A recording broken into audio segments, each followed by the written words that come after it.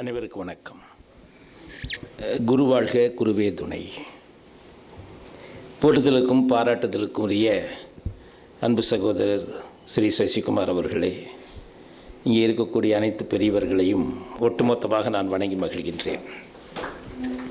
ஞானோதயம் என்ற ஒரு அரிய முயற்சியின் மூலமாக சமுதாய விழிப்புணர்வு, அறிவு, அறம், அன்பு ஆகிய 3 நிலைகளில் பயணப்படுவதற்கான முன்மொழிவை தந்து உங்களை எல்லாம் இணைத்து ஒருங்கிணைத்து கொண்டிருக்கிற அன்பு நண்பர் சசிகுமார் அவர்களுடைய இந்த முயற்சி வெற்றியடைய வேண்டும் என்பதற்காகத்தான் நான் நேரிலே கலந்து கொள்ள வேண்டும் என்றேன்.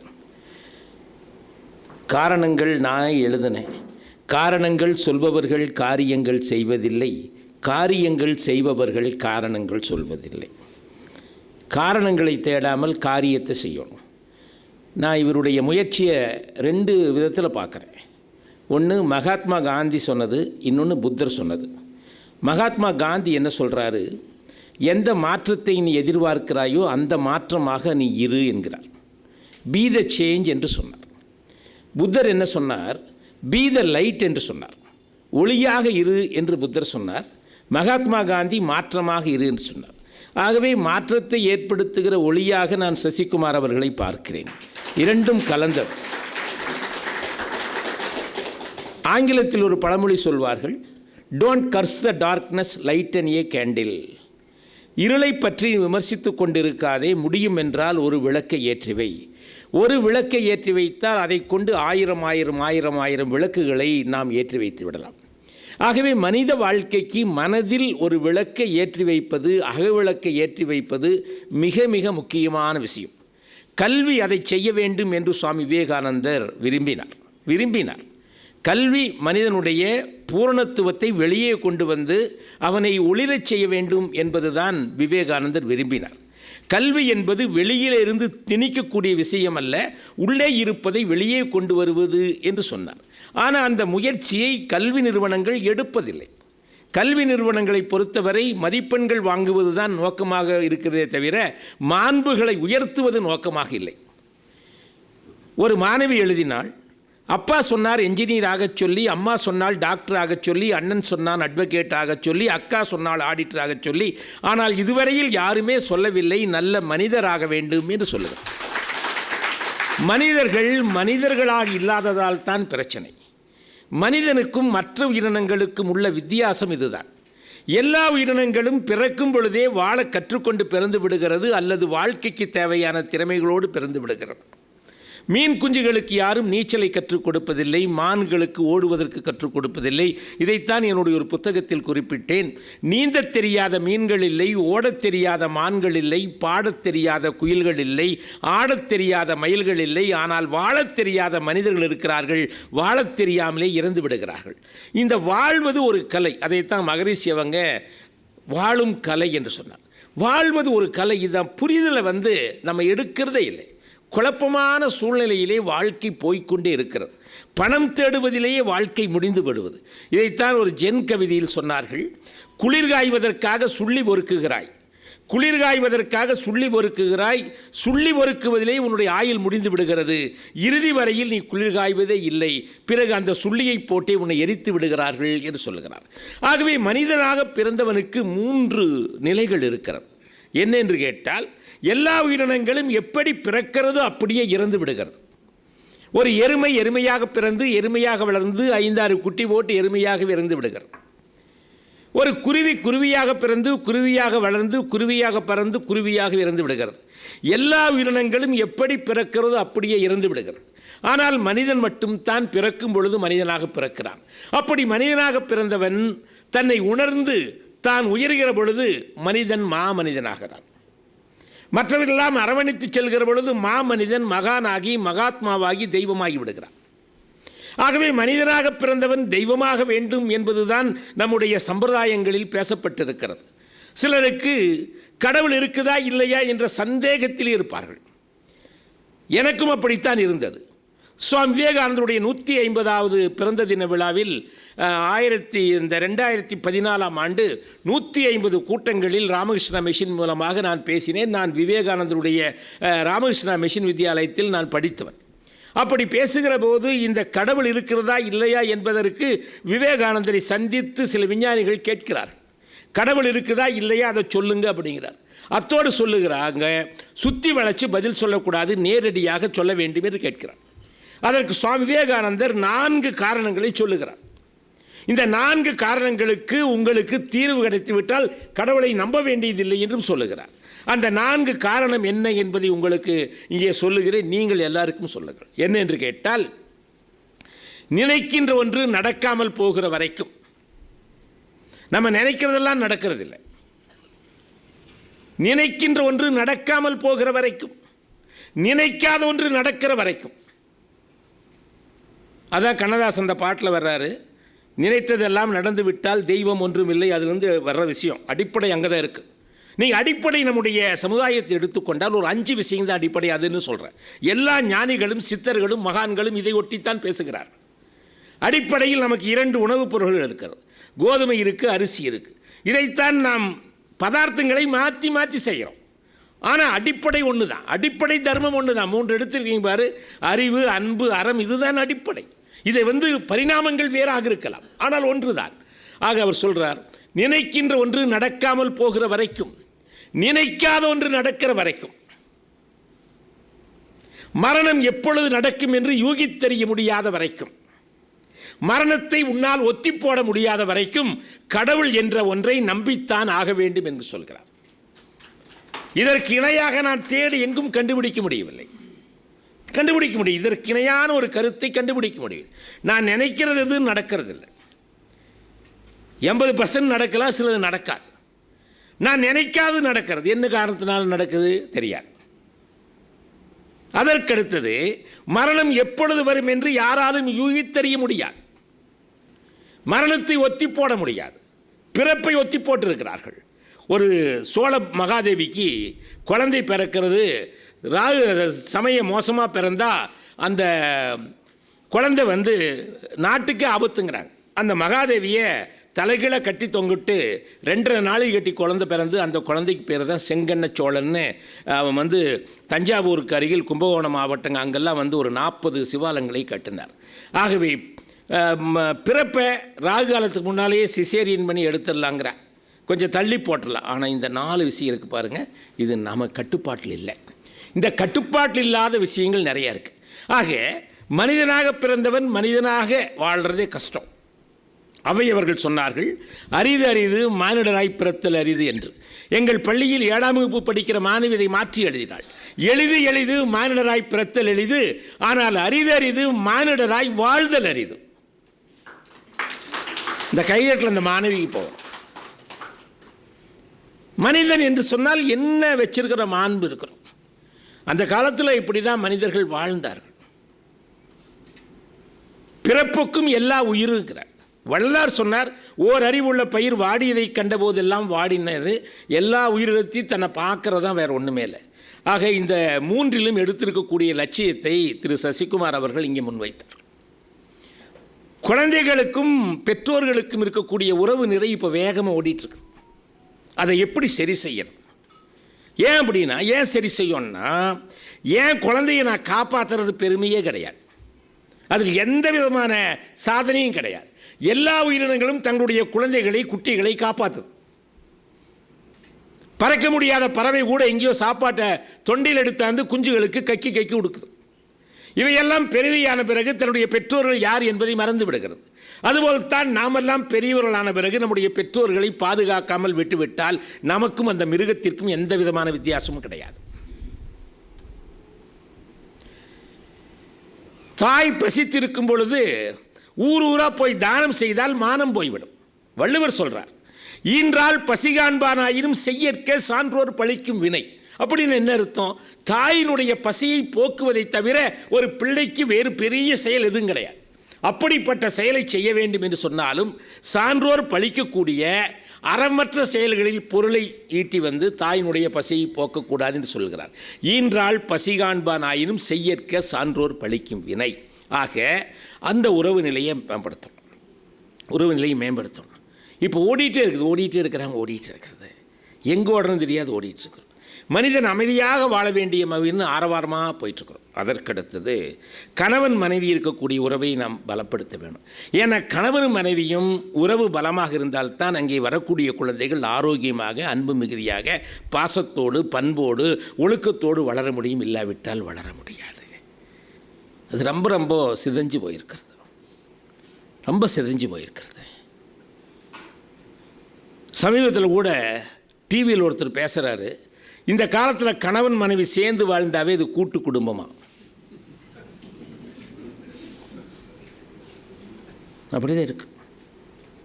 இது என்ன உறவுன்னு தெரியாது. அதை பற்றி நிறைய பேச வேண்டிய புரிதல் வேண்டும். அந்த புரிதலை எப்படி நம்ம உருவாக்குங்கிறது பார்க்குறது. நிறைய பேர் அடுத்தவங்களும் சொல்கிறேன் நம்முடைய வாழ்க்கையில் எப்படி பண்ணுறது.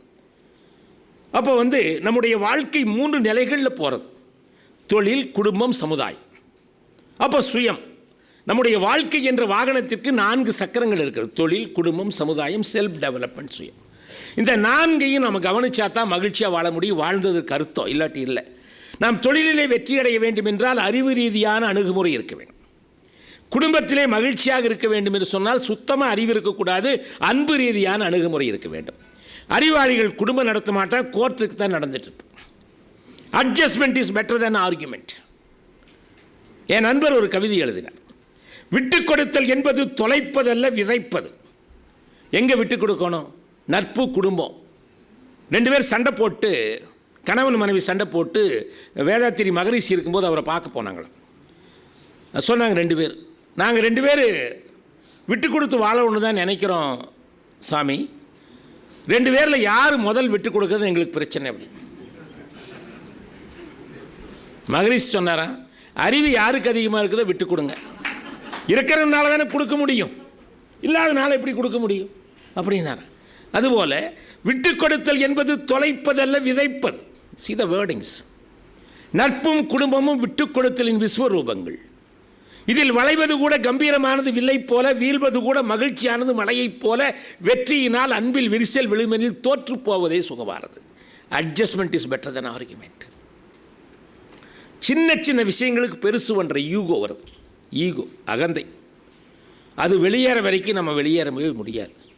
யாருமே பெரியாள் கிடையாது. எல்லோரும் பிறக்கும்போது குழந்தை, இறந்தா சவந்தான். புரிஞ்சுதான்? அதுதான். இதை புரிஞ்சுக்கிறது இல்லை. இதை புரியாமல் எல்லாம் எடுத்துகிட்டு போகிறது. நம்ம எல்லாத்தையும் மனசை பொல்யூட் பண்ணுறதுக்கு தான் எல்லோரும் முயற்சி எடுத்துருக்கிறேன். நீங்கள் ஒளி ஏற்றுவதற்கான முயற்சி எடுத்து. பாரதியார் சொல்லுகிறார், உள்ளத்தில் உண்மை ஒளி உண்டானால் வாக்கினிலே தெளிவுண்டாகும். உள்ளத்தில் உண்மை ஒளி உண்டு. அந்த ஞானம், அதான் ஞானம் வச்சுருக்காரு, உள்ளுக்குள்ளேருந்து வர்றது. ஞானத்துக்கு அறிவுக்கு என்ன வித்தியாசம்னா, வெளியிலிருந்து வர்றது அறிவு, உள்ளிருந்து வர்றது ஞானம். வெளியிலிருந்து வர்றது நாலேஜ், உள்ளிருந்து வர்றது விசிடம். உள்ளிருந்து வர்றது உள்ளுக்குள்ளே வர எல்லாத்துக்கும் வரும். அதான் தாமரை போல் விரிஞ்சால் உள்ளிருந்து வரும். உங்களுக்கு தெரியும், இந்த உலகத்துக்கூட கனெக்ட் ஆகிறது தான், வேறு ஒன்றுமே இல்லை. இந்த பிரபஞ்சத்துக்குள்ளே எல்லாமே இருக்குது. இந்த பிரபஞ்சத்துக்கூட நம்ம கனெக்ட் ஆகிருக்கிறோமே இல்லையா? அந்த காலத்தில் டிவி இருக்குது, மேலே ஆண்டனா டிவி. ஆண்டனாவை அட்ஜஸ்ட் பண்ணி டிவி நம்ம பண்ணுறோமல்ல, அதுபோல் இந்த பிரபஞ்சத்தோடு நம்முடைய எண்ணத்தை, ஆற்றலை அட்ஜஸ்ட் பண்ணி வந்தால் எந்த நிலையிலையும் நம்ம மகிழ்ச்சியாக இருக்க முடியும். கண்டிஷனல் மகிழ்ச்சியே கிடையவே கிடையாது. ஆக தொழிலில் வெற்றி, குடும்பத்தில் மகிழ்ச்சியாக இருக்கிறதுக்கு அன்பு, சமுதாயத்தில் மதிப்போடு இருக்கிறதுக்கு நல்ல பண்பு, அகம் மகிழ்ச்சியாக இருக்க வேண்டும் என்று சொன்னால் அறம்.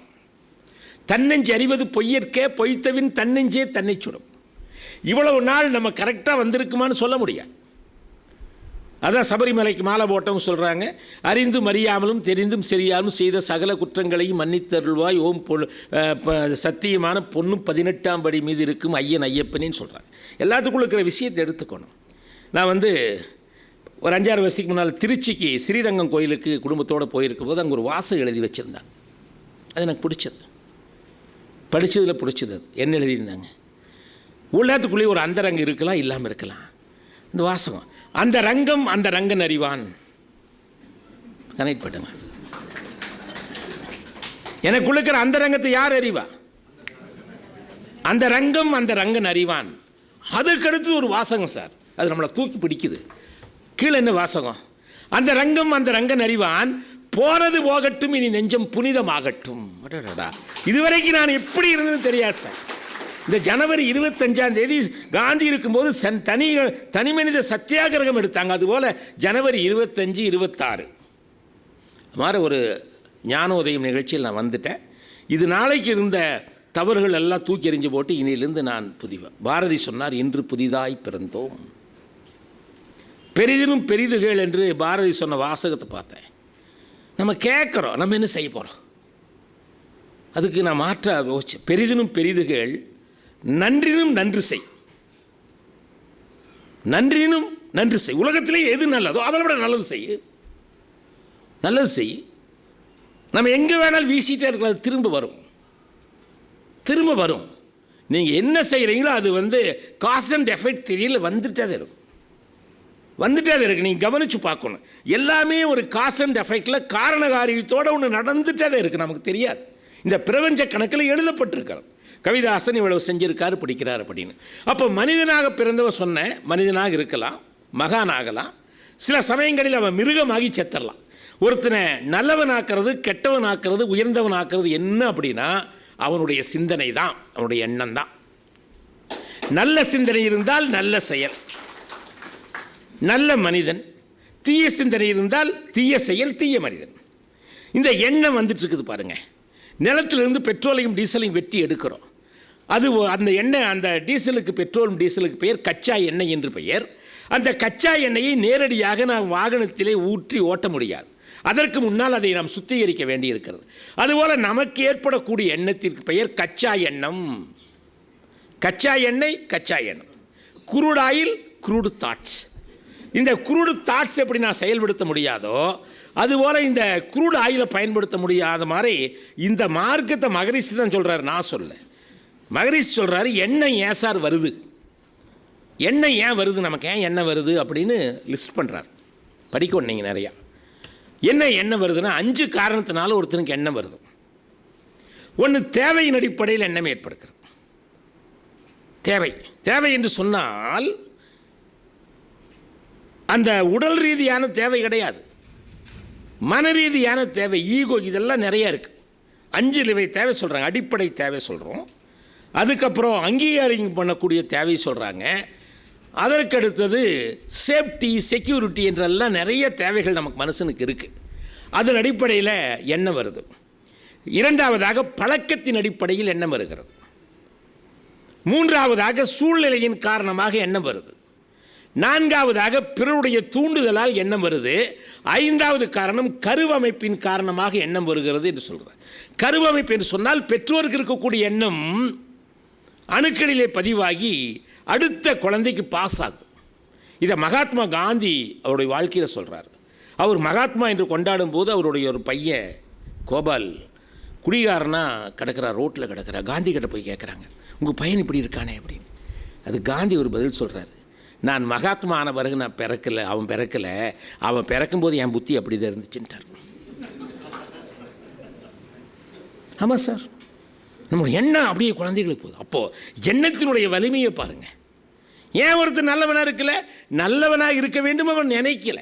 யாரும் மோசம் கிடையாது என்னை பொறுத்த வரைக்கும். ஒரு கூடையில் குப்பை இருந்தால் குப்பை கூடை, குப்பை கொட்டிட்டு பூ போட்டால் பூ கூடை. அவருக்குள்ள தவறான எண்ணங்கள் இந்த சமுதாயம் திணித்து இருக்கிறது. மாசுபடிந்த எண்ணம் இருக்கிறது. நான் எழுதின 2 வரி, தினம் தினம் உனக்குள் உத்தம் செய், மாசு இருந்தால் சுத்தம் செய். தினம் தினம் உனக்குள் உத்தம் செய், மாசு இருந்தால் சுத்தம் செய். டெய்லி சாயந்தரம் தூங்குறதுக்கு முன்னால் 5 நிமிஷம் யோசிச்சா நம்முடைய வாழ்க்கை பண்ணிக்கலாம். ஆக இந்த 5 காரணத்தினால என்ன வருது? தேவை, பழக்கம், சூழ்நிலை, பிறருடைய தூண்டுதல், கருவமைப்பு. எப்படின்னா இப்போ முடிச்சுட்டு போனது எல்லாம் காப்பி குடின்னு சொன்னார்னா நமக்கு காப்பி குடிக்கிற பழக்கமாக தான் வரும், இல்லாட்டி பழக்கம் இல்லைன்றோம். நம்ம கொஞ்சம் என்ன பண்ணணும், இந்த இடத்துக்கு அவர் சொல்கிறவர் வாழ்க வளமுடன் விழிப்புடன், அந்த விழிப்பு நிலையை பார்க்கணும். விழிப்பு நிலையில் இந்த செயல் ஓகேவா நம்ம பார்த்துட்டே இருக்கணும். இந்த பழக்கம் ஏதோ ஒரு காரணத்தினால் இது பழகியிருப்போம். ஒரு பேட்டர்ன் நம்ம வாழ்க்கையில் இருக்குது. காலையிலேருந்து சாயந்தரம் வரைக்கும் ஒரே பேட்டர்னில் இருப்பீங்க. எப்படி மொபைல் ஃபோனில் பேட்டர்ன் போட்டு ஓப்பன் பண்ணுறீங்க பாரு, இதே பேட்டர்ன் தான் இருக்கும். காலையிலேருந்து சாயந்தரம் வரைக்கும் இதை கண்டா கோபம் வரும், இதை கண்டா எரிச்சல் வரும், இதை கண்டா சந்தோஷம் வரும். இப்படியே ஒரு பேட்டர்னில் தான் போவோம். நீங்கள் நினச்சி பாருங்கள், இந்த பேட்டர்ன்லேருந்து மாறவே மாட்டோம். அப்படி போகக்கூடாது, அதை மாற்றணும், பேட்டர்ன் மாற்றணும். பேட்டர்ன் மாத்திரக்கு நான் என்ன செய்கிறேன், காலையில் வீட்டிலேருந்து ஆஃபீஸுக்கு போகிறது ஒரே வழியில் போக மாட்டேன், எனக்கு 5-6 வழியில் போக முடியும். டிரைவர் எந்த வழியில் போகிறதுன்னு தெரியாது. இந்த பக்கம் இந்த ரோட்டில் விடப்பாடுவேன், இந்த ரோட்டில் விட சொல்லுவேன், அந்த ரோட்டில் வழக்கத்தில் இருக்கக்கூடாது. நம்ம மாற்றிகிட்டே இருக்கணும். மாற்றம் என்பது தான் வளர்ச்சியின் அடிப்படையாக இருக்கிறது. ஆக பெரிதினும் பெரிதுகள் நன்றியும் நன்றி செய். எவ்வளவு நல்லதோ அதை விட நல்லது செய்யலாம்ப்பா, வேறு ஒன்றுமே இல்லை. அது நமக்கு வந்து சேருங்கிற ஒரு நம்பிக்கையோடு வாழ்கிறத வாழ்க்கை. ஆக எண்ணங்களை எப்படி சார் செய்கிறதுனா அந்த மாதிரி சொல்கிறார். வைரத்தை வைரத்தால் அறுப்பதைப் போல எண்ணத்தை எண்ணத்தால் தான் தூய்மை செய்ய முடியும். எண்ணத்தை எண்ணத்தால் எண்ணி எண்ணத்தை எண்ணத்தில் நிலைக்கச் செய்தால் எண்ணம் அது பழக்கத்தால் தெளிந்து போகும். ஒரு எண்ணம் வந்தால் அதனுடைய காரணத்தையும் விளைவையும் யோசிக்கணும். இந்த எண்ணம் எனக்கே வருது, சூழ்நிலையா, பழக்கமா, தூண்டுதலா, கருவமைப்பு, எனக்கே இந்த எண்ணம் வருது. உதாரணம், குப்பையை தூக்கி ரோட்டில் போடலான்னு எனக்கு ஒரு எண்ணம் வருது. இந்த எண்ணம் எனக்கே வருது, பழக்கத்தின் அடிப்படையில் எண்ணம் வருது. நான் யோசிக்கிற பழக்கத்தில் குப்பையை தூக்கி போடுறேன். குப்பையை தூக்கி போட்டால் என்ன சார் பிரச்சனை?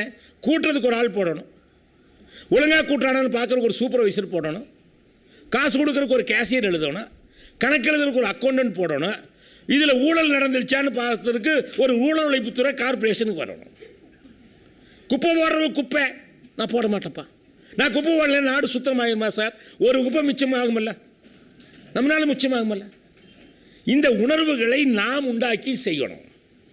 ஏன்னா இந்த இடத்துக்கு என்னென்ன பண்பு படை அப்படின்னா, we are not preaching, we are practicing. ரெண்டுக்கு புரிஞ்சுதுங்களா? we are not preaching. நான் கையில் சிகரெட் வச்சுட்டு நீ சிகரெட் குடிக்காதுன்னு சொல்கிறது வேலை கிடையாது, நான் செயல் பண்ணுறேன். மகாத்மா காந்தி கிட்ட ஒருத்தர் கூட்டிகிட்டு போகிற ஒரு அம்மா கூட்டிகிட்டு போய், இந்த பையன் என்ன சொன்னாலும் கேட்க மாட்டேங்கிறா, சக்கரை இதுன்னுட்டே இருக்க, கொஞ்சம் சொல்லுங்கள். மகாத்மா காந்தி கிட்ட கூட்டிகிட்டு போகிறாங்க, இன்றைக்கி வா, நாளைக்கு வா, இப்படி ஒரு வாரம் கழிச்சு வா, 3 மாதத்துக்கு ஒரு 30 டைம் அவர் வர வச்சாச்சு.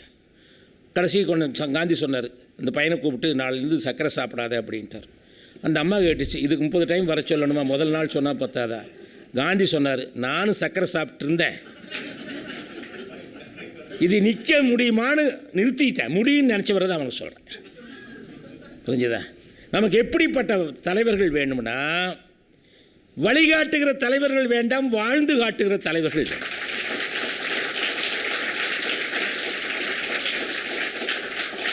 9:30 மணிக்கு இருங்க அப்படின்னாரு. நான் 9:20க்கு வந்துட்டேன் காரில். எனக்கு நிறைய கால் வந்துச்சு, அதை அட்டன் பண்ணிவிட்டு 9:28க்குள்ளே வந்தேன். முன்னால் வந்தாலும் பரபரப்பாகிடுவாங்க. புரிஞ்சுதா? அஜி வந்துட்டாரே அப்படின்னு. அந்த டைமுக்கு போகிறது தான். நான் ஒரு கமிட்மெண்ட் வச்சுருக்கிறேன், இமயத்தில் இருந்தாலும் சமயத்தில் வருவேன் அப்படின்னு. புரிஞ்சுதா? எம்ஜிஆர் படத்தில் வர்ற மாதிரி கிடையாது, நிஜமாக வந்துடுவேன். முதல் என்ன அப்படின்னா, நம்ம ப்ராக்டிஸ் பண்ணணுங்க. புரிஞ்சுதா? உங்களுடைய ப்ராக்டிஸை அடுத்தவங்களுக்கு வரணும். நிறைய விஷயங்கள் அப்படியே மைனூட்டாக பார்க்கணும். சாப்பிட்ற போது ஒரு பருக்க கூட வீணடிக்காமல் முதல் சாப்பிட்டு பழகணும். ஏன் அப்படி சொல்கிறேன்னா, தயவுசெய்து நினச்சி பாருங்கள். நம்ம பல்லு முளைச்ச காலத்துலேருந்து இது வரைக்கும் எவ்வளோ டைம் சாப்பிட்ருப்போம். சாப்பிட்றது கூட ஒழுங்காக செய்ய முடியல, நம்மளால் என்ன செய்ய முடியும்னு நான் கேட்குறேன். ஏன் அப்படின்னா, எங்கேயோ ஒரு விவசாயி அண்டா குண்டு அடகு வச்சு அம்மா தாலியை விலைக்கு வச்சு நெல்லை வாங்கிட்டு வயலில் போடுறான் நாற்றங்காலில். அது முளைக்காமல் போயிருக்கலாம், முளைச்சி வரும்போது தண்ணி இல்லாமல் காஞ்சி போயிருக்கலாம், கருகி போயிருக்கலாம், அது களை பறிக்கும் போது களையோட களையாக அந்த நெல் நாற்று போயிருக்கலாம். மேலே வரும்போது அதை எடுத்துகிட்டு நெல் நாற்றை பறிச்சுட்டு போய் வயலில் நடுவாங்க, நடும்போது உதிர்ந்துருக்கலாம், அங்கே வைக்கும்போது காஞ்சி போயிருக்கலாம், கருகி போயிருக்கலாம், ஆடு மாடு மேய்ச்சிருக்கலாம், இங்கே தண்ணி உள்ள அங்கே தண்ணி உள்ள காஞ்சி போயிருக்கலாம், நெல்மடிகள் முத்தி வரும்போது எலி தின்றுருக்கலாம், பெருக்கான் தின்றுருக்கலாம், அறுக்கும்போது களத்து மேட்டில் விழுந்திருக்கலாம், கட்டும்போது விழுந்திருக்கலாம், தூக்கி டிராக்டரில் போகும்போது விழுந்திருக்கலாம், திரசல் போட்டு எடுக்கும்போது விழுந்திருக்கலாம், நெல்லை சாக்கில் குடிக்கும்போது கீழே விழுந்திருக்கலாம், வேக வைக்கும்போது விழுந்திருக்கலாம், காய வைக்கும்போது களத்து மேட்டோட களமாக போயிருக்கலாம், அந்த அரிசி ஆலையில் போட்டு நெல்லை அரிசி தனியாக தவிட்டு தனியாக பிரிக்கும்போது தவிடோட போயிருக்கலாம், சாக்கில் குடிக்கும்போது கீழே போயிருக்கலாம், ஊக்கு போட்டு லாரியில் போடும்போது கீழே போயிருக்கலாம், அம்மா அண்ணாச்சி கடைக்கு வரும்போது கீழே போயிருக்கலாம், அம்மா அரிசி வாங்கிட்டு வந்து கழுவும் போது தண்ணியோட தனியாக போயிருக்கலாம், உலையில் எடுத்து போடும்போது கீழே போயிருக்கலாம், பொங்கி கீழே போயிருக்கலாம், தட்டில் போயிருக்கலாம். இத்தனை மரணப்படுக்கையை தாண்டி வரக்கூடிய அந்த சாப்பாட்டை நான் வீணடிக்கிறேன்னா என்னை விட யார் துரோகி இருப்பாங்க? நான் நீங்கள் பார்க்கலாம். இதுபோல தான் ஒவ்வொரு பொருளையும் சொல்கிறேன், இதுபோல தான் ஒவ்வொரு பொருளையும் சொல்கிறேன், இவ்வளோ ஒவ்வொரு பொருளையும் சொல்கிறேன். நீங்கள் உங்கள் வேலை செய்யறதில் பெரிய மகிழ்ச்சியாக இருக்கும். முதல்ல வீட்டில் நம்ம வேலையை நம்ம செஞ்சு வளர்க்கணும். பெட் எடுத்து வைக்கிறது, தட்டை கழுவி வைக்கிறது, துணி எடுத்து என்ன வேணுமோ நான்லாம் செஞ்சுட்டு தான் பேசுகிறேன், கேட்டுக்குங்க. செஞ்சுட்டு தான் பேசுவேன், ஏன் பேசுகிறேன்? நான் செய்யாத யாருக்கிட்ட சொல்ல முடியாது. எங்கள் சேர்மன் ஒத்துக்க மாட்டார். செய்யாத சொல்ல முடியாது சார். அவர்கிட்ட இருந்தால் நிறைய கற்றுட்டேன். ஒரு டைம் ட்ரெயினில் 2 பேர் சென்னை போகிறோம், ஏசி கோச்சு. காலைல போய் இருந்தால் கம்பளி கொடுப்பானுங்க. இறங்கி காலில் எழுந்திரிச்சி சென்னை கட்ட எழுந்திரிச்சியும் நான் எழுந்திரிச்சி பாத்ரூம் போயிட்டேன். வரக்குள்ளே பார்த்தா அவர் கம்பளியெல்லாம் மடித்து வச்சு அங்கே கொடுக்குறது அதெல்லாம் மடித்து வச்சு என்னோடதையும் மடித்து வச்சுட்டாரு. நான் சொன்னேன், நான் எப்பவுமே அது வரைக்கும் தூக்கி எஞ்சி போட்டு தான் போவேன். நான் நினச்சேன் அங்கே ஒரு ஆள் இருக்கான்னு அவன் மடித்து வைப்பானே. அதுக்கு அவர் சொன்னார், 2 பேர் மனுஷன் படுத்துட்டு போயிருக்கான்னு அவன் நினைக்கிட்டேன் அப்படின்ட்டார். இதுக்கு மேலே என்ன பண்ண முடியும்? என்ன பண்ண முடியும்? அதுலேருந்து ஒவ்வொரு நாளும் மடித்து வச்சுட்டு தான் சார் ஒரு வீட்டிலேருந்து எல்லா பக்கம் மடித்து வைக்கிறேன். நம்ம பிள்ளைகிட்ட நம்ம கழுவி போலவும் இதே எனக்கு தோணுச்சு. மகாத்மா காந்தி ஒரு டைம் செட்டிநாடு வந்திருக்கிறார். செட்டிநாடு வந்துட்டு எல்லாம் தங்கிட்டு கிளம்புறாங்க. கிளம்புற போது பார்த்தா காந்தி காணோம். போய் தேடி பார்த்தா அந்த தங்கியிருந்த வீட்டில் இருக்கிற பாத்ரூம் எல்லாம் கழுவிட்டு இருக்கிறாரா. உடனே கூப்பிட்டு கேட்டாங்க, என்ன பாபுஜி இதெல்லாம் க்ளீன் பண்ணுறீங்கன்னா, 2 நாள் நம்மளை தங்க வச்சு சோறு போட்டால் இவனுக்கு எந்த வேலையும் செய்யலன்னு என்ன பண்ணுறது, அதனால் அந்த பாத்ரூமை கழுவி விட்டு வரேன்னு சொன்னாராம். அப்போ நம்ம பாத்ரூமை கழுவுறது என்ன சார் இருக்கிறது? நம்ம இந்த இந்த இந்த எதெல்லாம் நம்ம வேலை இல்லைன்னு நினைக்கிறோம் அதெல்லாம் செய்ய ஆரம்பித்தா நம்ம மாறிடுவோம். வேறு ஒன்றுமே இல்லை. நம்முடைய எண்ணத்தை மாற்றுறோம், வேறு ஒன்றுமே இல்லை. நீயா நானா என்றுதான் குடும்பத்தில் சண்டை வர்றதை விட, நீயா நானாங்கிறத விட நீயும் நானும் அந்த உணர்வை உண்டாக்கணும். வேறு ஒன்றுமே இல்லை. சொல்லக்கூடாது, செய்யணும். 10 டைம் செஞ்சால் தான் ஒரு டைம் செய்வான். ஆசிரியர்கள் தான். நாங்கள் இப்போ அச்சுதானந்த பள்ளியில் டீச்சர்ஸ் எடுக்கும்போது நான் அப்படி தான் சொல்லுவேன், எனக்கு வழிகாட்டுகிற ஆசிரியர் வேண்டாம், வாழ்ந்து காட்டுகிற ஆசிரியர் வேணும். அப்படின்னா வாங்கம்ப ஒரு 4 பேரை ஷார்ட் லிஸ்ட் பண்ணி சொன்னாங்கன்னா ஒருத்தர் தான் திரும்பி வருவார், 3 பேர் வரவே மாட்டாங்க. இவங்ககிட்ட போய் மாட்டிட்டு என்னப்பா பண்ணுறது அப்படிங்கிறது. நம்ம வாழ்க்கை நம்ம மகிழ்ச்சியாக வாழ்கிறது, வேறு ஒன்றுமே இல்லை. புரிஞ்சுதுங்களா? இது எப்படி சார் மகிழ்ச்சியாக வாழ்கிறதுனா, சச்சிதானந்தம் அப்படின்னு சாமிஜி பேர். ஒரு டைம் ஒரு பேச்சாளர் பேசுகிறாரு. சச்சிதானந்தம்னா என்ன அப்படின்னா 3ஆக பிரிக்கிறார். சத் சித் ஆனந்தம் சச்சிதானந்தம். சத் என்று சொன்னால் சத்தியப்படி வாழக்கூடியது. சித்தம் என்றால் அறிவு. ஆனந்தம் என்றால் மகிழ்ச்சி. பேச்சாளர் பேசுனது ஸ்டூடெண்ட்ஸ் கிட்ட கேட்டேன். 4ஆம் வகுப்பு 5ஆம் வகுப்பு தான் பதில் சொல்லணும், பெரிய குழந்தைக்கு பதில் சொல்லக்கூடாதுன்னு. உடனே சொன்ன சத்தியம் சொன்னார். சத்தியப்படி வாழ்ந்தது ஒருத்தர் சொல்லுங்க அப்படின்னு. உடனே மகாத்மா காந்தின்னு ஒருத்தர் சொன்னார். ஒரு பொண்ணு சொல்லிச்சு.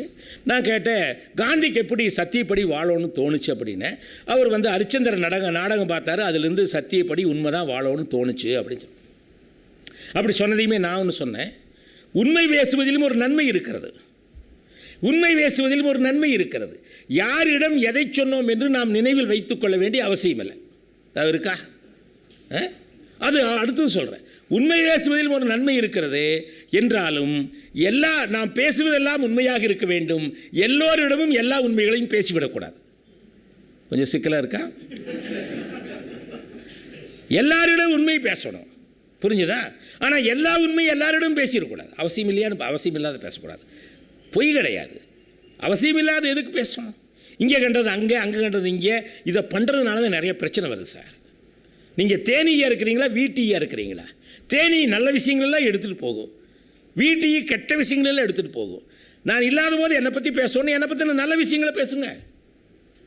அவருடைய மோசமான விஷயத்தை நம்ம எதுக்கு பேசணும்? அவர் தப்பு கிடையாது. குறையே இல்லாத மனிதன் இல்லை, குறையை மட்டுமே பார்ப்பவன் மனிதனே இல்லை. குறையில்லாத ஒரு மனிதனை காட்டுங்க. நெல் என்றால் உமி இருக்கிறது, நெல்லி என்றால் விதை இருக்கிறது, கரும்பு என்றால் சக்கை இருக்கிறது, பலா என்றால் தோல் இருக்கிறது, பழம் என்றால் தோல் இருக்குது, பலான முள் இருக்குது, குறை இருக்குது. குறையே இல்லாத படைப்பை இறைவன் அல்லது இயற்கை படைக்கல.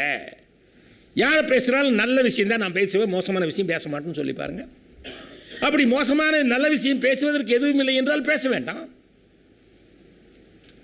நம்மளை சரி செய்வோம். நம்ம ஈயா போய் எல்லாத்தையும் கெட்டதை எடுத்துகிட்டு நல்லது நல்லது இருந்தால் பேசுவோம், இல்லாட்டி பேச மாட்டேன்.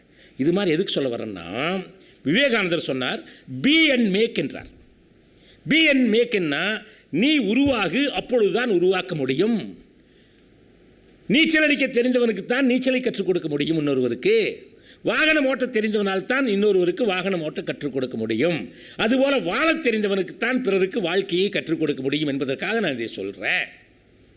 ஏன்னா நீங்கள் ஒரு அம்பாசிடராக போகிறீங்க, லட்சக்கணக்கான பேரை மாற்ற போகிறீங்க. மாற்றம் என்பது உங்களுடைய செயலாக இருக்க வேண்டும், மொழியாக இருக்கக்கூடாது என்பதற்காக நான் சொல்கிறேன். பாரதியார் சொன்னார், கூட்டத்தில் கூடி நின்று கூடி பிதற்றல் நன்றி நாட்டத்தில் கொள்ளாரடி கிளியே, நாலு மரப்பரடி கிளியே. உங்களால் இந்த காந்தி சொன்ன மாதிரி நம்ம ரெடியாகக்கூடாது. பி அண்ட் மேக், உருவாக்கு. அப்போ என்ன செய்யணும்? எனக்கு இருக்கக்கூடிய குறைகளை எல்லாம் அலசி ஆராய்ந்து அந்த குறைகளை எல்லாம் நிறையான பிறகுதான் நான் அடுத்தவருக்கு சொல்ல வேண்டும். என்னுடைய சாதனைகளே பிறருக்கு போதனைகளாக இருக்க வேண்டும். இந்த சாப்பிட்ற விஷயம் சொல்ல பாருங்க. ஒரு டைம் சென்னையில் ஒரு பெரிய ஐஏஎஸ் ஆஃபீஸருடைய கல்யாணம். ஒரு 200 பேர் தான் கூப்பிட்டாங்க. சாப்பாடு அப்படியே உட்காந்து சாப்பிட்ருக்குறோம். நான் மட்டும்தான் தனியாக போயிருந்தேன். எனக்கு 2 பக்கம் 2 ஆஃபீஸர்ஸ், ஐஏஎஸ் ஆஃபீஸர்ஸ். நான் சாப்பாடு வந்தால் வேணுங்கிறத வாங்குகிறேன், வேண்டாத தள்ளிட்டு இலையை அப்படியே நீட்டாக சாப்பிட்டு அப்படியே முடிச்சேன். இந்த 2 பேர் பக்கத்தால் இருந்து பார்த்து சிரிச்சுட்டு அவங்க கேட்டாங்க, என்னங்க சார் அப்படின்னா, நான் கவிதாசன் கோயம்புத்தூர்லேருந்து வர்றேங்க அப்படின்னா. என்ன சார் ஒரு பருக்கு கூட வேணும் பண்ணாமல் அந்த கருவேப்பிலை கூட சாப்பிட்டீங்க, நீட்டாக இருக்குது சார் அப்படின்னாங்க. நான் ரூட்ஸ் கம்பெனியில் வேலை செய்கிறேன் கோயம்புத்தூரெல்லாம் சொன்னேன். உடனே அவங்ககிட்ட கேட்டேன், நீங்கள் அப்படின்னே. ஒருத்தர் சொன்னார், நாங்கள் 2 பேர் ஐஏஎஸ் ஆஃபீஸருங்க, எங்களுக்கு ஒழுங்காங்க கூட சாப்பிட தெரியல, நாங்கள் நாட்டை எப்படி நடத்துவோம் நீங்களே பார்த்துக்குங்க சார், உங்கள் பேர் என்ன, தயவு செஞ்சு என் பேரை சொல்லாதீங்க அப்படின்ட்டு, பேரை கேட்காதீங்கிட்டார். தெரியாது, சும்மா வாங்கி தள்ளி என்ன சார் பண்ணுறது. அதனால் நான் எழுதினேன், நேரத்தை விரயம் செய்கிறவன் தனக்குத்தானே துரோகி ஆகிறான். நேரத்தை விரயம் செய்கிறவன் தனக்குத்தானே துரோகி ஆகிறான். ஏன்னா நேரத்தை வச்சு தான் நான் நடக்கும் வாழ்க்கையை. நேரங்காலியான வாழ்க்கை காலியாச்சு. தினசரி கிழித்து வீசுவது தேதித்தாள்களை எல்லாம் என்னுடைய வாழ்க்கையிலிருந்து ஒரு நாள். வள்ளுவர் சொல்கிறார், நாளது ஒன்று போல் காட்டி, 334வது திருக்குறள் போய் பாருங்க. நாளது ஒன்று போல் காட்டி உயிரிற்கும் வாழது உணர்வார் பெரின் அப்படிங்கிறார். இது இந்த சப்பாத்தி மாவுக்கு வெட்டுவான் பாருங்களா, அதுபோல் நம்முடைய வாழ்நாள் இப்படி வச்சிருக்கிறான். நாள் என்ன பண்ணுது, சக் சக் சக் சக் வெட்டு கடைசியில் ஒன்றுமெல்லாம் பண்ணிடுது. நாளது ஒன்று போல் காட்டி உயிரீரும், உயிரை வெட்டுது, அது வாழது, நாள் கிடையாது, உயிரை வெட்டக்கூடிய வாளுங்கிறார். ஆக நேரத்தை விரயம் செய்கிறவன் தனக்குத்தானே விரோதி ஆகிறான். இந்த இடத்துக்கு ஒரு கணக்கு சொல்கிறேன். ஏன் இந்த நாளை சொல்லணும்னா நிறைய கூட்டங்கள் சொல்லிட்டேன். ஞாயிற்றுக்கிழமை மணிக்கு வந்து நீங்கள் உட்காடுறீங்க. The first day of the week Sunday, தூங்குற நாள் இல்லை. நிறைய பேர் ஞாயிற்றுக்கிழமை சண்டே என்ன படுத்து தூங்குவேன், இல்லாட்டி சண்டை போடுவான், ஓவர் டைம் சண்டை. ஞாயிற்றுக்கிழமை படுத்து தூங்கினா வருஷத்தில் 52 நாள் போயிடுச்சு. 52 ஞாயிற்றுக்கிழமை போயிடுச்சு. 70 வருஷம் வாழ்கிறவ 70 × 52 3240 ஞாயிற்றுக்கிழமை போயிடுச்சு. 3240 அப்படிங்கிறது டிவைட் பை 360, 10 வருஷம் வீணாக போச்சு. 10 வருஷம் வீணாக போய் நான் ஒன்றும் வாழ முடியாது. எப்படி இருக்க முடியும்? நல்ல பொழுதையெல்லாம் தூங்கி கழித்து விட்டு அதிர்ஷ்டமில்லை என்று அலட்டிக்கொள்வார். ஏதாவது நல்ல காரியம் செஞ்சுட்டே இருங்க. ஒன்றுமே மேலேயே ஞாயிற்றுக்கிழமையான ஒரு மரம் நடுவுன்னு வச்சு பாருங்களேன். உங்கள் வாழ்நாள் எத்தனை மரம் நட்டுருக்க முடியும் பாருங்களேன். ஏதாவது ஒன்று செய்யுங்க, உங்களால் முடிஞ்ச ஒரு நல்லது செய்யுங்க. திருமூலர் சொல்லிட்டார், 4 செய்ய சொல்கிறார். யாவருக்குமாம் இறைவருக்கு ஒரு பச்சிலை, யாவருக்குமாம் பசுவிற்கு ஒரு வாயுரை, யாவருக்குமாம் உண்ணும் போது ஒரு கைப்பிடி, யாவருக்குமாம் இன்சொல் தானே. ஏன் சொல்கிறேன்னா, அறத்தை நீங்கள் எடுத்துகிட்டு போகிறீங்க ஆயுதமாக, அறம் சம்பந்தம் விஷயங்களை எல்லாம் படித்து தெரிஞ்சுக்குங்க. யாவருக்குமாம் இறைவருக்கு ஒரு பச்சிலைனா, சாமி கும்பிட போகும்போது பச்சிலை வாங்கிட்டு போன அர்த்தம் கிடையாது. தாவரங்களோட நீ வாழ், தாவர சங்கங்களோடு வாழ். தாவரம் இல்லை என்றால் நம்ம இல்லை. யாவருக்குமா பசுவிற்கு ஒரு வாயுரினா, பசுவுக்கு சாப்பாடு போடுன்னு சொல்ல, விலங்குகளோடு நீ வாழ். விலங்கு இல்லாட்டி ஒன்றும் இல்லை. காக்கை குருவி எங்கள் ஜாதி என்றார் பாரதியார். அதுபோல் எல்லாம் வாழ்வோம். யாவருக்குமாம் உண்ணும் போது ஒரு கைப்பிடினா, யாராவது உணவு கொடு, உதவி செய்யு. யாவருக்குமாம் இன்சொல் தானேனா, ஒன்றுமே செய்ய முடியல, ஒரு நல்ல சொல்லுங்க. இவர் சொல்கிற மாதிரி கொடுக்குறாரு. எல்லாத்துடைய மனசுலேயே தீபத்தை ஏற்றுறீங்களா, அதுதான் முக்கியமான விஷயம். உங்களை பாராட்டுறேன் சார். இறைவனுடைய புண்ணியம் உங்களுக்கு நிறைய கிடைக்கிறது, வேறு ஒன்றுமே இல்லை. போத ஒரு விஷயம், ஒரு 150 பேர் 153 பேர் வந்திருக்கிறாங்கன்னா, இவங்க ஒருத்தர் 10 பேரை நல்ல விஷயங்களை சொல்லுங்கள். எல்லோரும் கேட்பாங்களான்னு சொல்ல முடியாது, எல்லாம் சொல்லுவோம். நமக்கு முயற்சி என்பது விதையைப் போல நாம் வீசிக்கொண்டே இருப்போம். முளைத்தால் மரம், இல்லாவிட்டால் உரம். முயற்சி என்பது விதையைப் போல நாம் வீசிக்கொண்டே இருப்போம். முளைத்தால் மரம், இல்லாவிட்டால் உரம். முயற்சி பண்ணுறது. ஆக இந்த நிலையில் நீங்கள் எடுத்துகிட்டு போனீங்கன்னா மகிழ்ச்சியாக இருக்குது. அதுக்கு முன்னால் இந்த அறம் சார்ந்த செயலை செய்யும்போது நான் 7 வேல்யூ சிஸ்டத்தை சொல்கிறேன். அறம் சார்ந்தது. ஒன்று தனி மனித ஒழுக்கம், பர்சனல் வேல்யூ சிஸ்டம். உங்களை பொறுத்த வரைக்கும் வேல்யூ சிஸ்டம் என்ன? யார் இருந்தாலும் யார் இல்லாட்டி நான் சரியாக நடப்பேன், நேர்மையாக நடப்பேன், இது என்னுடைய சத்தியத்துக்காக நடப்பேன் அப்படிங்கிறது வேறு ஒன்றுமே இல்லை. Personal value system. கண்காணிப்பே இல்லாத போது எவன் கண்ணியமாக நடந்து கொள்கிறானோ அவன்தான் சுதந்திரமான மனிதன். பர்சனல் வேல்யூ சிஸ்டம் என்ன உங்களுக்கு? பர்சனல் வேல்யூனா நான் சொன்ன டைம் வேஸ்ட் பண்ணேன், உணவு வேஸ்ட் பண்ணேன், அர்ட் பண்ண மாட்டேன், இது மாதிரி உங்களுக்கு ஒரு 5 விஷயங்களை நீங்கள் வச்சுக்கங்க. அதை அவரே ரெடி பண்ணி கொடுப்பார். அப்புறம் ஃபேமிலி வேல்யூ சிஸ்டம். நம்ம ஃபேமிலியில் இது இப்படி தான் சார் இருக்கும், அவ்வளோதான், வேறு ஒன்றுமே இல்லை. உடனே நம்ம எல்லாத்தையும் சொல்லிக் கொடுக்க முடியுமா, எல்லாத்தையும் கேட்க முடியாது. அவங்க ஒரு பாவ புண்ணியத்தை அவங்க பிறவி வச்சுக்கிறாங்க. எதுக்கு நம்மக்கிட்ட பிறந்தாங்க, ஏன் நம்ம இவருக்கு பிறந்தோம், நமக்கு ஏன் அந்த குழந்தை பிறந்தது, இன்னார் என் கல்யாணம் பண்ணிட்டு, இதுக்கெல்லாம் ரீசன் நமக்கு தெரியவே தெரியாது. தெரியுமா? தெரியவே தெரியாது. திருமணங்கள் சொர்க்கத்தில் நிச்சயிக்கப்படுது, கரெக்டுங்களா? திருமணங்கள் சொர்க்கத்தில் நிச்சயிக்கப்படுகிறதாம். அவ்வளவு உயரத்தில் விபத்து நடந்தால் எவனால் தடுக்க முடியும்?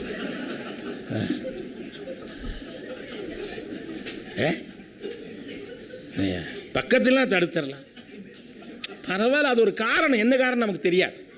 புரிஞ்சுதா? நம்மளை செம்மைப்படுத்துறதுக்கு கூட அனுப்பிச்சிருப்பாங்க. செம்மைப்படுத்துறதுக்கு நான் இவ்வளோ தூரம் பேசுகிறேன். வீட்டில் ஒரு நெகட்டிவான வார்த்தை யாருக்கிட்ட ஏமாந்து கூட பேச முடியாது. வீட்டில் அப்படி பார்த்துட்டே இருப்பாங்க, டக்குன்னு பார்க்குறது. நமக்கு பார்க்குறது வேறு ஒன்றுமே இல்லை. பார்க்கட்டும், நல்லது பார்க்கட்டுப்பா, நல்லது தானே, அதையே போய் வருத்தமாக இருக்கிறீங்க. புரிஞ்சுதான்? அது கவலைப்படாதீங்க. நான் எங்கள் ஆஃபீஸில் ஒருத்தர்கிட்ட வீட்டில் சம்சாரம் திட்டுதுன்னு சொன்னார். நான் சொன்னேன், அவர் பெரிய மேனேஜர், பெரிய டைரக்டர் என்ன மாதிரி. அவர் என்ன பிரச்சனை சார், நீங்கள் பாருங்க, உங்களுக்கு திட்டுறதுக்கு நிறைய பேர் இருக்கிறாங்க, உங்கள் சம்சாரத்துக்கு நீங்கள் ஒருத்தர் தானே, திட்டிட்டு போது விட்டுருங்க. யாருக்கிட்ட போய் அவங்க திட்டுவாங்க? பின்ன அவங்களுக்கு அந்த திட்டலாங்கிற ஒரு உணர்ச்சி வெளிப்படுத்துறதுக்கு ஒரு இடம் வேணுமல்ல. யார்? நான் தான் இழிச்சு வாயினா, அது கல்யாணத்துக்கு முன்னால் நினச்சிருக்கணும் அப்படின்னா அப்படி நீங்கள் எப்படி அப்ரோச் பண்ணுறீங்க வாழ்க்கையை, அதுதான் முக்கியம். அதனால் பர்சனல் வேல்யூஸ், ஃபேமிலி வேல்யூஸ், அப்புறம் சோஷியல் வேல்யூஸ், சமுதாய ஒழுக்கம் என்ன, அதற்கு அடுத்தது பிஸ்னஸ் வேல்யூஸ், தொழிலில் நீங்கள் எப்படி இருக்க போகிறீங்க, அது என்ன சிஸ்டம் உள்ளுக்குள்ளே. இது என்னுடைய பிஸ்னஸ் வேல்யூப்பா, ஏமாற்ற மாட்டேன், நேர்மையாக இருப்பேன், நாணயமாக இருப்பேன், ஸ்லோவாக இருந்தால் பரவாயில்ல, ஸ்டடியாக இருந்தால் போது, ஏமாற்றிட்டு உடனே பெரிய பணக்காரனாக விட ஸ்லோவாக இருப்பேன், நான் வாங்குகிற வேலைக்கு வாங்குகிற சம்பளத்துக்கு எச்சா வேலை செய்வேன். இது மாதிரி ப்ரொஃபஷனல் வேல்யூஸ். அப்புறம் அதுக்கடுத்து நேஷ்னல் வேல்யூஸ்.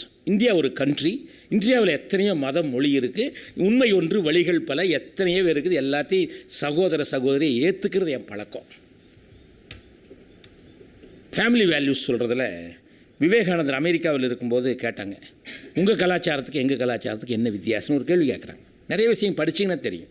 அதுக்கு விவேகானந்தர் சொல்கிறாரு, உங்கள் கலாச்சாரத்தில், வெள்ளைக்காரன் கலாச்சாரத்தில், உங்கள் கலாச்சாரத்தில் பெற்ற தாயை தவிர பிற பெண்களை எல்லாம் நீங்கள் மனைவியாக நினைக்கிறீர்கள். எங்கள் கலாச்சாரத்தில் கட்டிய மனைவியை தவிர பிற பெண்களை எல்லாம் நாங்கள் தாயாக வணங்குகிறோம். இதுதான் எங்களுடைய கலாச்சாரம்.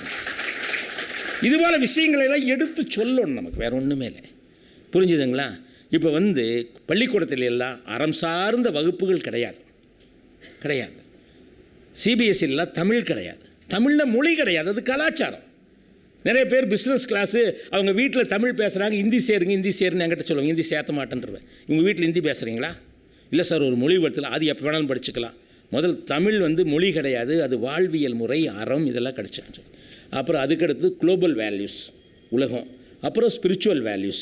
இந்த 7 வேல்யூ சிஸ்டத்தை நம்ம எடுத்துகிட்டு போய் உள்ள கொண்டு விடணும். Personal value, family values, social values, national values, global values and spiritual values. இந்த 7 வேல்யூ சிஸ்டம் தான் அறத்தினுடைய தொகுப்பு. அதுதான் நம்ம பார்க்கணும். ப்ராக்டிக்கலாக பண்ணுற போது பார்க்கணும். உங்களை பாருங்கள், ஒரு இதெல்லாம் போட்டுட்டு நம்ம எங்கே இருக்கிறோம் அப்படின்னு அனலைஸ் பண்ணி கரெக்ட் பண்ணி நம்மளை கரெக்ட் பண்ணிட்டா மகிழ்ச்சியாக இருக்கல. பாரதியார் சொல்கிறார், தீயுக்குள் விரலை வைத்தால் என்னை தீண்டும் என்றும் பெருகிலேனே நந்தலாலா. நம்முடைய மனசு இருக்குது பாருங்கள், இது எவ்வளவோ குப்பையாக கிடக்குது. 2 பேர் காட்டுக்குள்ளே போகிறான், திடீர்னு ஒரு கரடி வந்துச்சு, ஒருத்த மரத்து மேலே ஏறிட்டு இன்னொருத்த அந்த குகைக்குள்ளே போய் பூந்துட்டான். கரடி போய் குகைக்கு முன்னால் நின்றுச்சு. குகைக்குள்ளே ஓடணும், வெளியே ஓடி வர்றான், கரடி அங்கேயே நிற்கிது, உள்ளே ஓடுறான், வெளியே ஓடுறான், அங்கேயே நிற்கிது. மரத்து மேலே இருக்கிறவங்க கத்துனா, டேய் பேசாமல் குகைக்குள்ளே போய் இரு, கரடி வேலை வைக்கும் போதே உன்னை கூப்பிட்ற ஓடி வந்துடுறானா. அந்த குகைக்குள்ளேருந்து அவங்க கத்துனா, நீ தான் அறிவு கட்ட முட்டால், ஏற்கனவே குகைக்குள்ள இன்னும் 2 கரடி இருக்குதுறானா. வீட்லேயும் கரடி, ரோட்லேயும் கரடி. இதுன்னு கரடின்னு என்ன அர்த்தம்? பிரச்சனை, ஸ்ட்ரெஸ். இதை கொஞ்சம் ப்ராக்டிக்கல் எடுத்துகிட்டு போய் நம்ம மாற்றுறதுக்கு முயற்சி பண்ணுவோம். மாற்றணும்னு சொல்லலை, முயற்சி பண்ணுவோம். அந்த முயற்சியில் நம்மளே மாறுவோம். புரிஞ்சுதா? நம்ம மாறினா தான் மற்றவங்களை மாற்ற முடியும், இல்லாட்டி மாற்ற முடியாது. புரிஞ்சுதா? நான் நெருப்பானா தான் பாக்கி பேருக்கு சூடு பண்ண முடியும், நான் ஒளியானா தான் பாக்கி பேர் ஒளியேற்ற முடியும். இந்த ஞானோதயம் இந்த நிகழ்ச்சி திரும்ப நம்ம ரெடி பண்ணி ஒரு பெரிய இதாக சித்திரையின் சித்ரா பௌர்ணமியாக, வைகாசியின் விசாகமாக, ஆணியின் ஆணி பொன்னாக, ஆடியின் 18ஆம் பெருக்காக, ஆவணி அவிட்டமாக, புரட்டாசியின் பொங்கு சனியாக, ஐப்பசியின் தீப ஒளி திருநாளாக, கார்த்திகையின் கனகமணி சரவிளக்காக, மார்கழியின் வைகரை குளிராக, தையின் தை பொங்கலாக, மாசியின் மகமாக, பங்குனியின் சூரிய பிரபாகமாக இந்த ஞானோதயம் விளங்கட்டும் என்று அன்போடு பிரார்த்தனை செய்து விடைபெறுகிறேன். நன்றி, வணக்கம், வாழ்த்து.